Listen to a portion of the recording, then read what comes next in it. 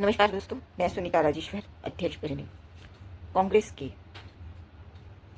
राहुल गांधी, नेता विपक्ष, ने प्रेस कॉन्फ्रेंस पर बिहार में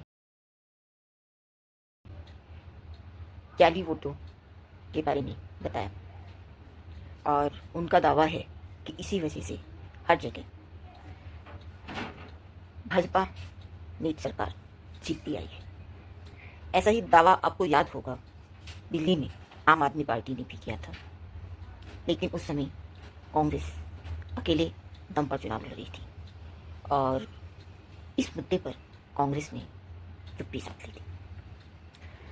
यह आप नेता संजय सिंह का भी कहना है। देखिए, दिल्ली में जब वोट की गड़बड़ी हुई थी तो ये सारी बातें हमने उस समय कही थी।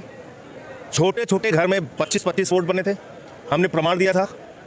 हमने दिल्ली के अंदर प्रमाण दिया था, केंद्रीय मंत्री के घर में 33 वोट बने थे, 25 वोट बने थे, 22 वोट बने थे, 26 वोट बने थे, पूरा आंकड़ा दिया था। दिल्ली का चुनाव घोटाला करके, फ्रॉड करके जीता गया। 42,000 वोट तो अकेले केजरीवाल जी की कॉन्स्टिट्यूंसी में कटवा दिया गया। तब ना राहुल गांधी जी बोले, ना कांग्रेस पार्टी बोली। स्तर से जो जानकारी मिलती है उसको सामने रखा जाए। और अब तो चुनाव लड़ने का कोई मतलब नहीं है। हम लोग रैली, सभा, मीटिंग, संगठन बनाने का काम करते रहते हैं। मोदी जी अपना दूसरे काम में लगे हुए हैं। अब इंडिया अलायंस में क्या हो रहा है, क्यों हो रहा है और कैसे हो रहा है, यह समझने की ज़रूरत है। क्योंकि जब फूट डालो शासन करो की नीति अपनाकर अंग्रेज हमारे देश पर राज करते, तब इतना तो समझ होनी चाहिए। अब बिहार में वही स्थिति है, तब क्या करना चाहिए? ये सही है कि जो गलत है वो गलत है, और अगर जाली वोट हैं तो बहुत खतरनाक स्थिति है ये।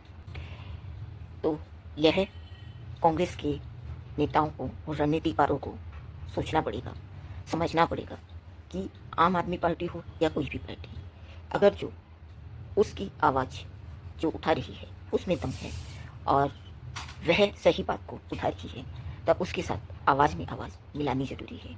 फिर जब हम एकजुट होकर कुछ भी मुहिम चलाते हैं, कुछ भी करते हैं, भले चुनाव हो भले कुछ हो, फिर अलग अलग क्यों हो जाते हैं? यही सोचने की बात है।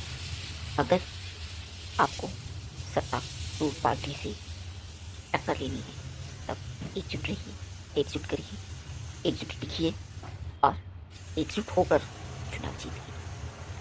मैं सुनीता राजेश्वर, अध्यक्ष परिणी। जय हिंद, जय भारत।